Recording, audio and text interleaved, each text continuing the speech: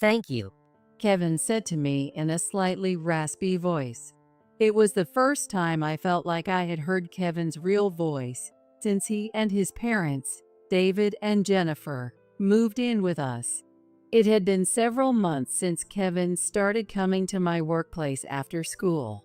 Until then, our interactions were limited to him quietly eating a burger and then leaving. But this time, Kevin looked me in the eye when he spoke. It made me happy to realize that such a small thing could feel so significant, showing how much distance there had been between us. After he finished eating, he sat for more than 10 minutes, which made me a bit puzzled. As the number of customers gradually began to decrease, I took the opportunity to speak to Kevin. My shift ends in 30 minutes. Want to walk home together? Kevin looked up at me with a surprised expression, then slowly nodded. When I finished my shift and stepped out of the store, Kevin was standing there.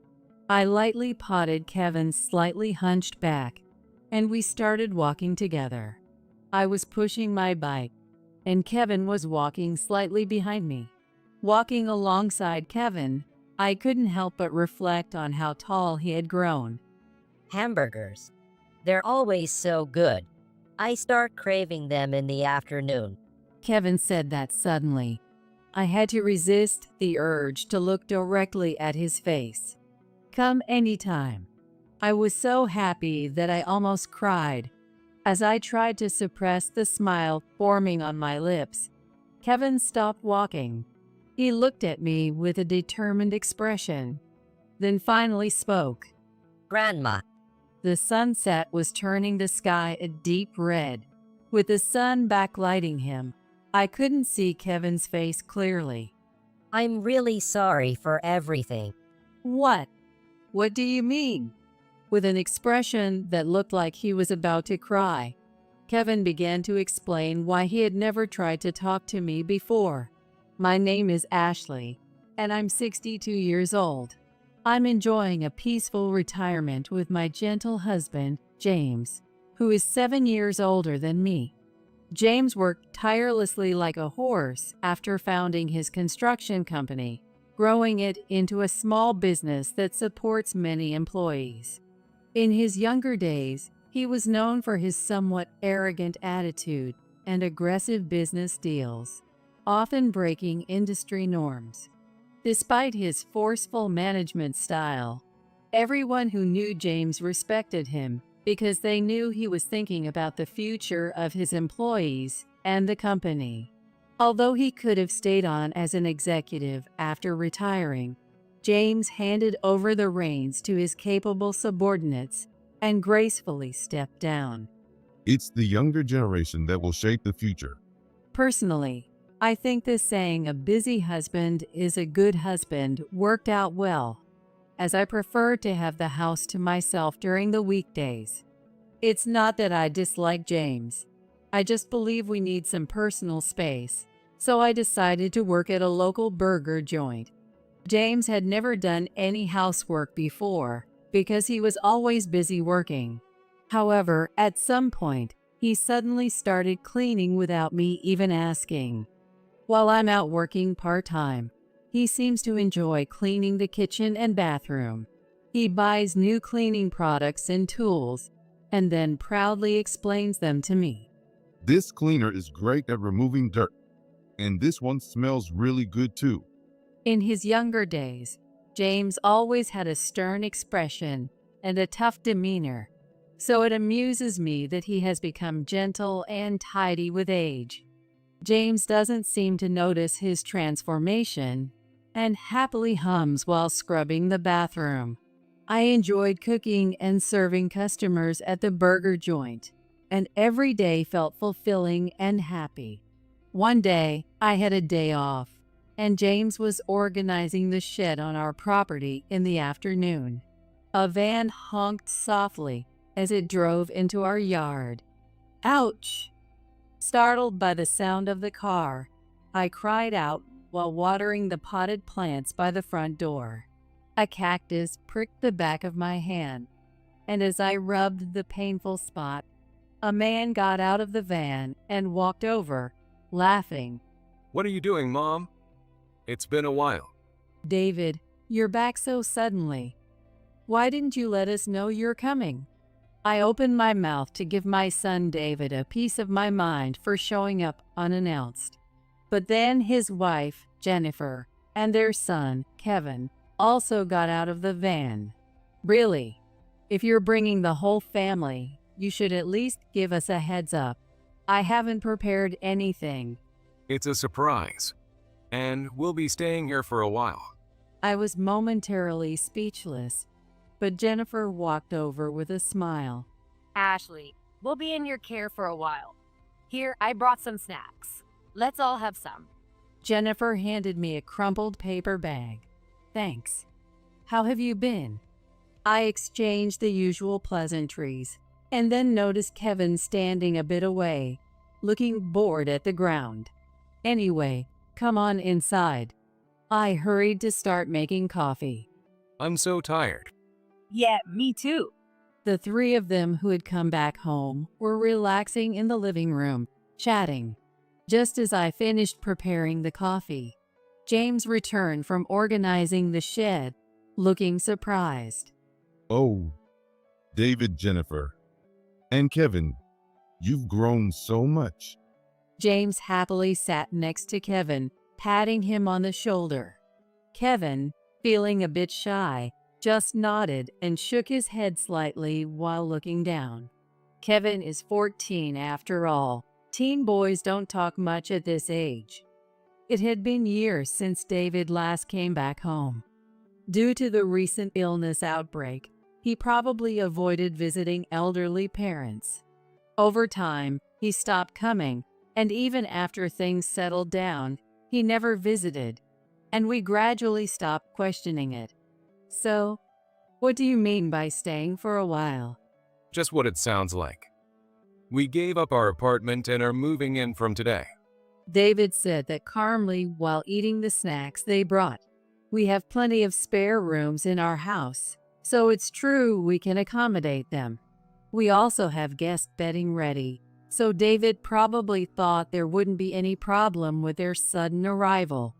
After resting and drinking coffee for a while, David started bringing in their luggage from the van.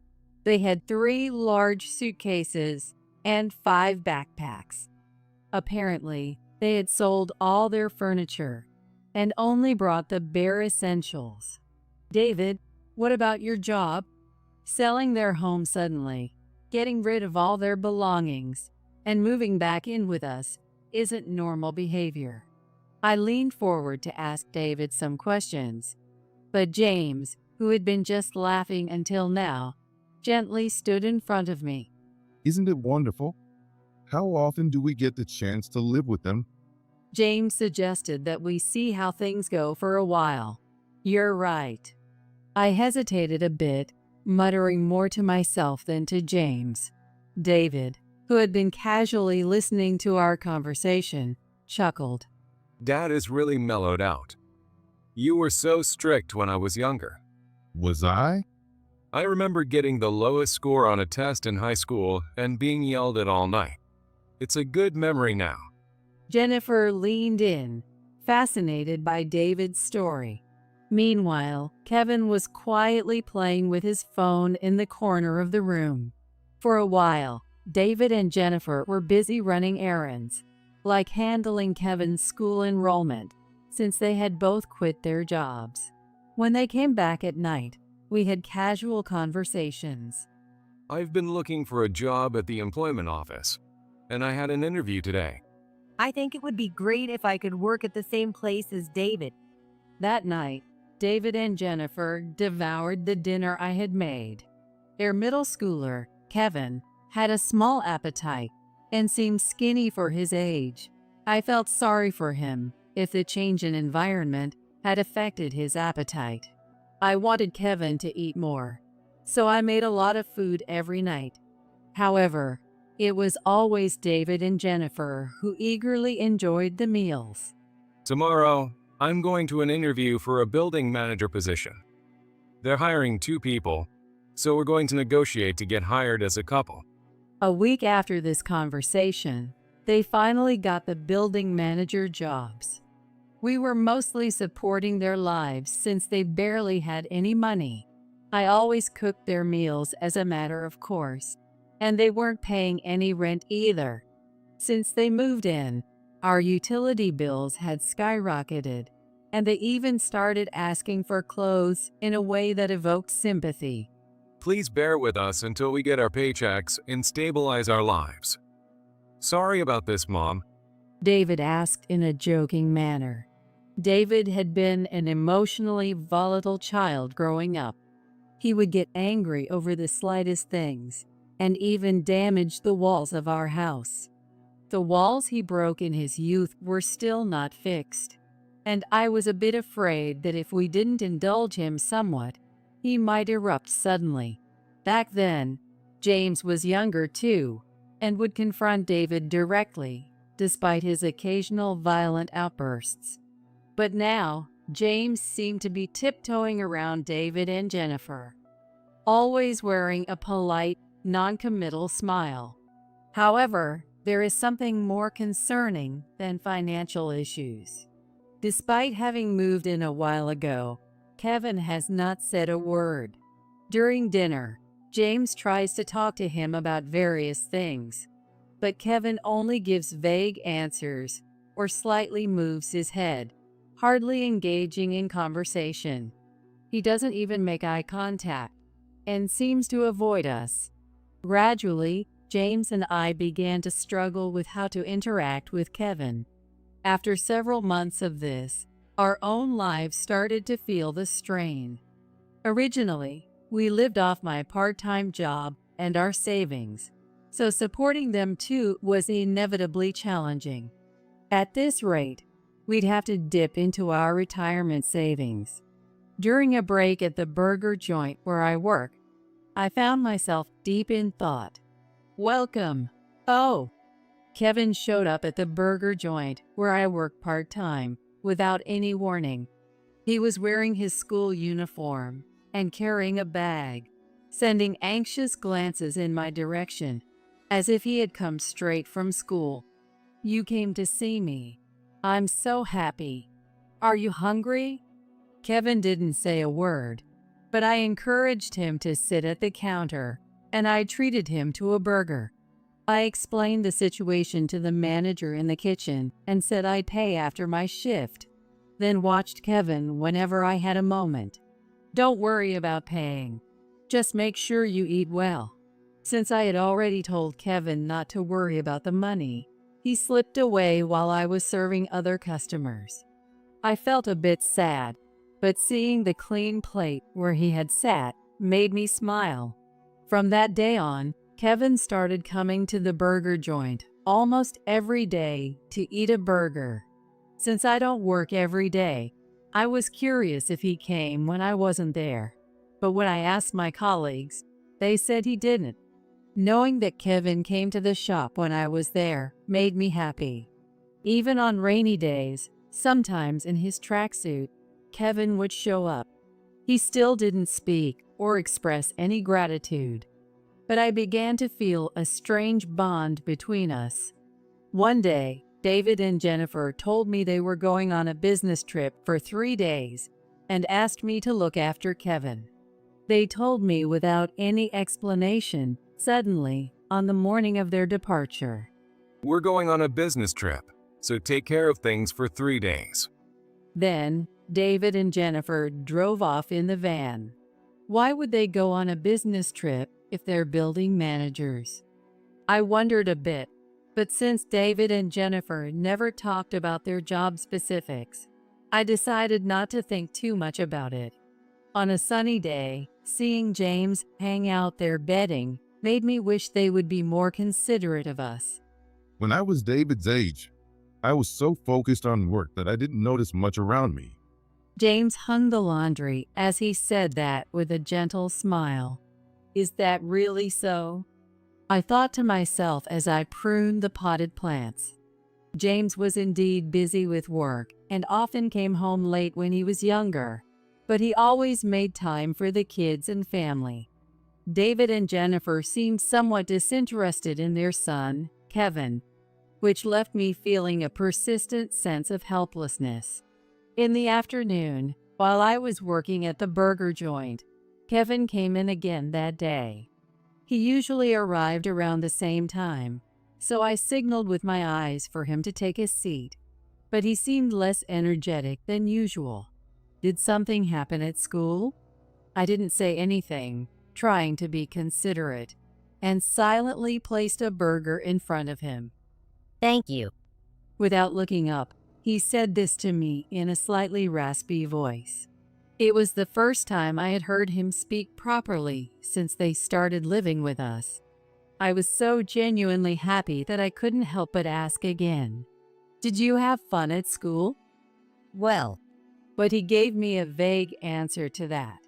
It was just one word, but I was happy that Kevin spoke to me. I must have radiated some extra cheerfulness when interacting with other customers, as the manager chuckled at me. You're in a good mood today. After eating his burger, Kevin sat quietly, staring at the table. What's up? Maybe he's just resting after eating. I watched Kevin casually, but after more than 10 minutes of sitting there after finishing his meal, I began to feel a bit puzzled. As the number of customers gradually began to decrease, I took the opportunity to speak to Kevin. My shift ends in 30 minutes. Want to walk home together? Kevin looked up at me with a surprised expression, then slowly nodded. I asked the manager in the back if I could leave early, and when I finished my shift and stepped outside, Kevin was waiting. I lightly patted Kevin's slightly hunched back, and we started walking together. I was pushing my bike, and Kevin was walking slightly behind me. Walking alongside Kevin, I couldn't help but reflect on how tall he had grown. hamburgers. They're always so good. I start craving them in the afternoon. Kevin said that suddenly. I had to resist the urge to look directly at his face. Come anytime. I was so happy that I almost cried. As I tried to suppress the smile forming on my lips, Kevin stopped walking. He looked at me with a determined expression, then finally spoke. Grandma, The sunset was turning the sky a deep red. With the sun backlighting him, I couldn't see Kevin's face clearly. I'm really sorry for everything. What? What do you mean? Kevin's sudden apology made me quickly set my bike to the side of the road and look at his face. He looked like he was about to burst into tears, his lips trembling slightly. Dad always told me not to talk to you and Grandpa. David did? Mom and Dad aren't normal. According to Kevin, before they moved into our house, David told him not to talk to me or James. He said that if I got too attached, it would be troublesome later, and as a child, I might say something unnecessary. So he ordered me not to talk to both you and Grandpa at all. Kevin revealed everything, explaining how David had strictly commanded him. Why? I almost spoke, but swallowed my words. Knowing David's rough personality, I could imagine what might happen if he got angry. Kevin probably felt he had no choice but to obey. I couldn't help but frown. Kevin, sounding truly distressed, told me that David had been stealing and selling James's collection from the shed on our property. In the shed, there are many valuable items that have been passed down from James's parents. There are many old antiques, but James often boasts that some of them are quite valuable. James manages this shed and keeps it locked.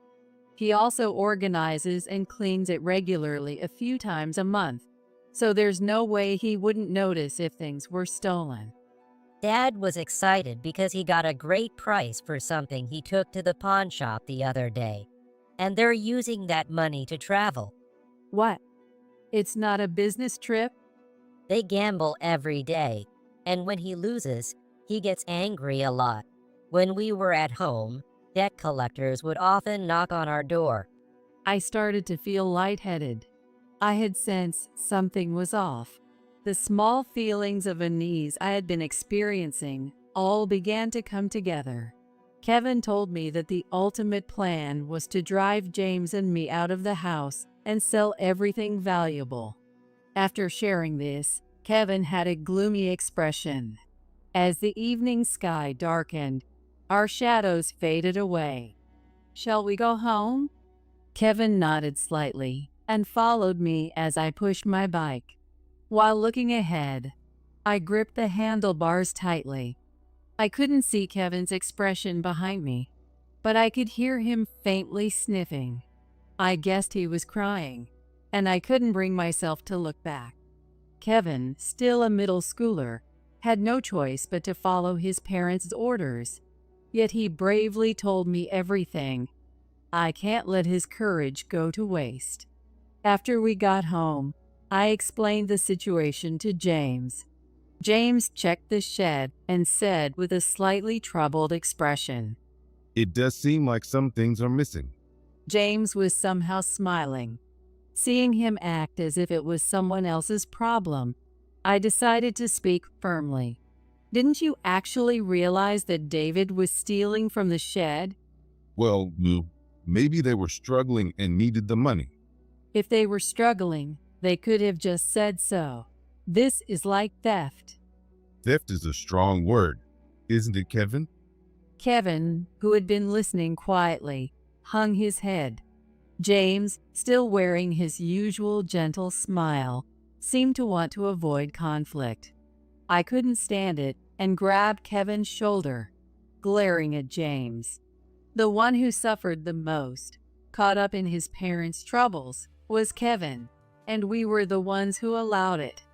But even if things are missing from the shed, we can't be sure David took them. I handed my phone to James. For a moment he looked shocked, but on the screen there was a photo of David and Jennifer, cautiously loading what seemed to be antiques from the shed into the van. The photo, likely taken secretly, appeared to have been shot through the gap in a window. I zoomed in on the photo to make it clearer for James. It was undeniable proof that David had stolen our antiques and sold them at a pawn shop. Clear evidence of a crime. "Who do you think took this photo?" "Kevin did. Kevin told me about his parents' crimes."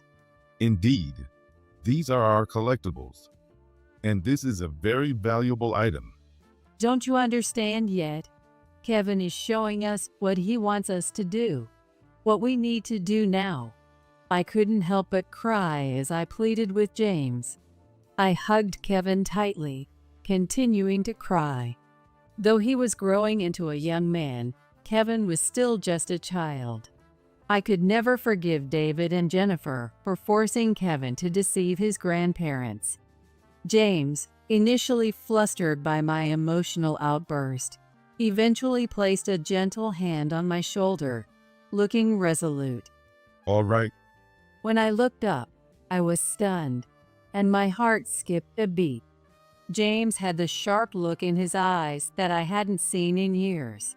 It was as if he had returned to the days when he was known as a tough CO, feared for his aggressive business deals. The next day, David and Jennifer returned from their trip, unaware of anything. After placing some of their luggage in their room, they walked into the living room, chatting happily, only to freeze the moment they opened the door. sit. James commanded David in a short, firm voice. David, who had been joking around until recently, noticed James's serious demeanor and obediently sat on the chair. We're tired from the trip. Is there any food? Do you have any debts? Well, just a bit of gambling. David was instantly cowed by James's intimidating tone. Jennifer, sitting next to him, stayed silent, watching the situation unfold. The items in the shed have been passed down in our family. How could you sell them without permission? Wait, I didn't sell anything. I don't know what you're talking about. James immediately took the paper from his lap and placed it on the table. After hearing Kevin's story, James had gone to the pawn shop and explained the situation, getting a receipt issued. Although the pawn shop owner initially resisted, citing privacy concerns, James managed to get the receipt with the help of his former business associates. It was undeniable proof that David had stolen and sold items from the shed. So, why did you sell them? Well, just laugh it off. We're family, right?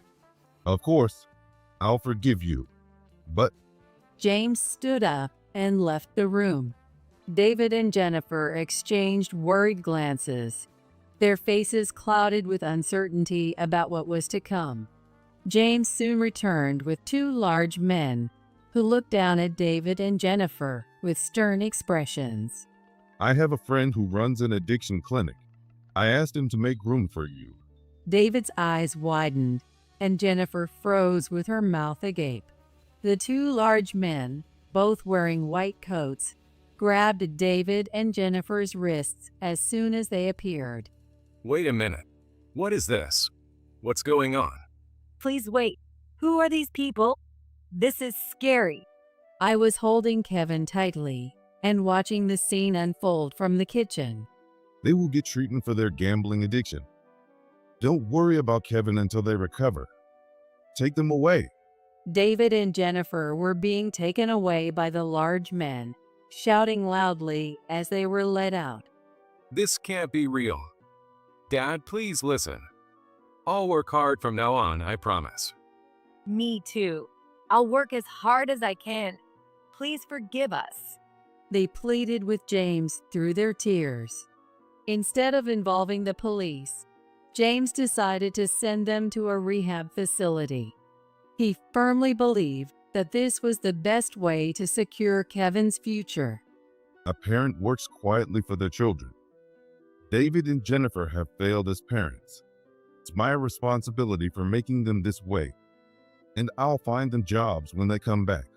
With that, James left the room, and David and Jennifer were taken to the clinic by the staff.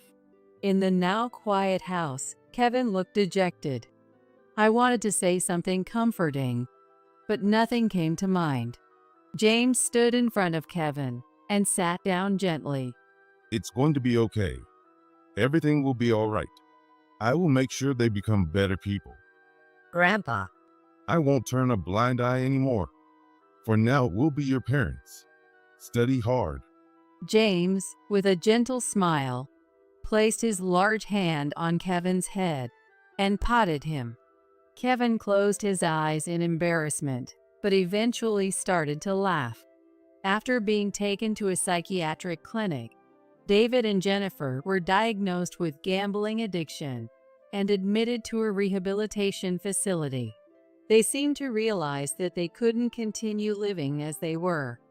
Although they were initially reluctant, James's stern persuasion convinced them to enter the facility quietly. It seemed as if James had reverted to his younger, stricter self. But he remained calm and gentle with Kevin and me. I have to be tough with David.